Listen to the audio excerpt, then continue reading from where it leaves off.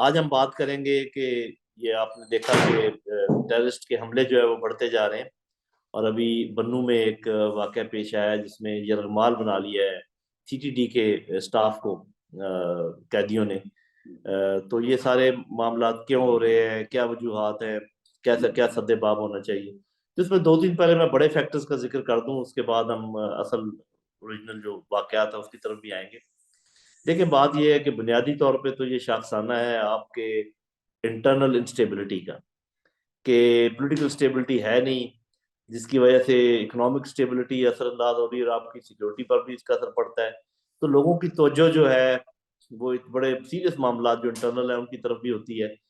फिर दुश्मन को भी मौका मिल जाता है, अंदर स्पेस बन जाती है, आपके अंदर दरारें होती हैं। वहां पर उनको मौका मिल जाता है, ऐसे बयानिए चल पड़ते हैं कि वो आसानी पैदा हो जाती है दुश्मन के लिए इस किस्म के काम करने की या उसकी पुष्टपनाही की। ये तो एक बात है। हमें अंदरूनी तौर पे अपने आप को थोड़ा सा कंसोलिडेट करना पड़ेगा, जैसे कहते हैं putting the house in order, वो करना पड़ेगा। दूसरी बात ये है कि हमारी जो फॉरेन पॉलिसी है वो बिल्कुल जामिद है। हमें देखिए, सबसे ज्यादा इफेक्ट हमें करता है इस वक्त अफगानिस्तान, वहाँ की हुकूमत। तो उनके साथ जितना बातचीत होनी चाहिए, पार्लेज होने चाहिए और मुल्कों के साथ मिलके, मतलब चीन, तुर्की, ईरान, सेंट्रल एशियन कंट्रीज, एक वक्त बनाकर उन पर प्रेशर डालना चाहिए कि भी क्या काम आप कर सकते हैं, क्या नहीं कर सकते, हम आपके नेबर हैं और वो करना। अब वैसे तो आपको पता है कि हमारे जो फॉरेन मिनिस्टर हैं बड़े चक्कर लगा रहे हैं बड़े बड़े मुल्कों के। और यहाँ पर उन्होंने भेज दिया वजीर ममलकत बराए अमूर खारजा, और वो पता भी है कि वो लोग जो ना ख्वातीन के बारे में क्या रखते, लेकिन उस चले हमने अपना वो काम किया। लेकिन मुझे वो सीरियसनेस नजर नहीं आ रही जो कि अफगानिस्तान की सिचुएशन जिस तरीके से हमें इम्पेक्ट करती है, उस तरीके की मुझे सीरियसनेस नजर नहीं आ रही कि उनके साथ हम बातचीत करें। क्योंकि ठीक है, हमारी डिमांड्स हैं कि जी आप अपना एरिया में इस्तेमाल होने दें और आपने वादा किया हुआ है, लेकिन जरा उनसे बात तो करें कि उनका उनके क्या तहफात है, क्या मैं आपको एक एग्जांपल देता हूँ। आपने भी वीडियो देखी होगी कि छोटे छोटे बच्चे बच्चियां नीचे ट्रॉलर्स के नीचे छुप छुप के छोटे छोटे बैग कोई सामान के ला के वो यहाँ बेचना चाहते हैं और फिर वापस जाना चाहते हैं, गुर्बत की वजह जो भी है। और हमारे लोग उनको पकड़ लेते हैं, बच्चों को बच्चियों को उनको जलील करते हैं। फिर जितने लोग आना चाहते हैं और जाना चाहते हैं वापस रोजाना की बुनियाद पर, वो भी बड़ा मुश्किल से वो बनाया सिस्टम जैसा है हमारा। और फिर सुना है कि एफसी वाले वो मांगते हैं, हमसे पैसे भी मांगते सब। तो हमें अपने आप को भी जरा देखना चाहिए कि वो क्या डिमांड कर रहे हैं हमसे, हम तो जो डिमांड कर रहे हैं ये।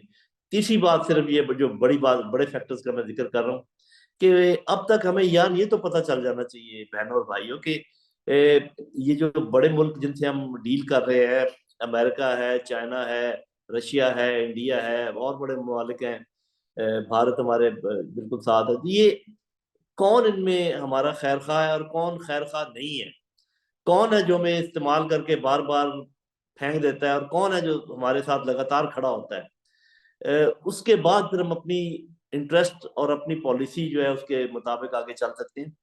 एक ऐसा मुल्क है जो बार बार आपको इस्तेमाल करके फेंक देता है, उसने आपको काबू किया हुआ है इकोनॉमिक वजूहत की बिना पर, आप भाग भाग के उन्हीं की पॉलिसीज की तरफ जाते हैं, भाग भाग के उन्हीं की गोद में जाके बैठते हैं।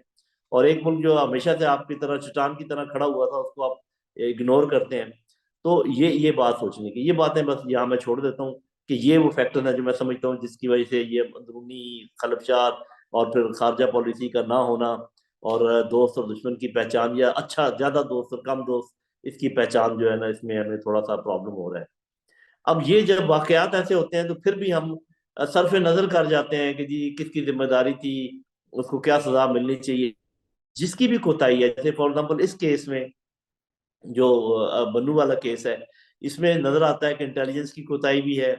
इसमें नजर आता है कि सीटीडी के स्टाफ की कोताही भी अगर 20-25 लोग आपने पकड़े हुए थे और रखे हुए थे कहीं पर, तो 3 4 या 5 आदमी उनके ऊपर कैसे पहरा दे सकते हैं। कोई थोड़ा सा मतलब होनी चाहिए, अगर वसाइल की कमी थी तो किसी को बताना चाहिए था, कोई मदद किसी की मांगनी चाहिए थी।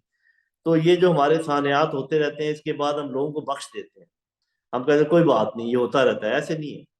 आपको चाहिए कि करारे वाकई सजा दें, इन्वेस्टिगेशन करें और बाकायदा पता लगाएं कि किसकी कोताही से हुआ है, उसको सजा मिलनी चाहिए।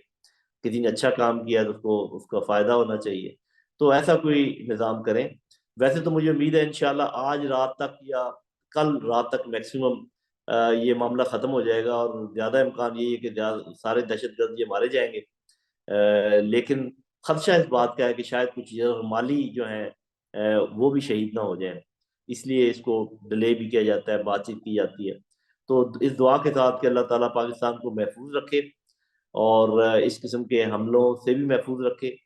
बाकी ये है कि ये जो तहरीक तालिबान पाकिस्तान और अफगान तालिबान और ये जो हमले हैं, इनका क्या आपस में कनेक्शन है, ये फिर कभी दूसरे उसमें बात करेंगे, वरना बात लंबी हो जाएगी। बहुत शुक्रिया। अस्सलाम वालेकुम।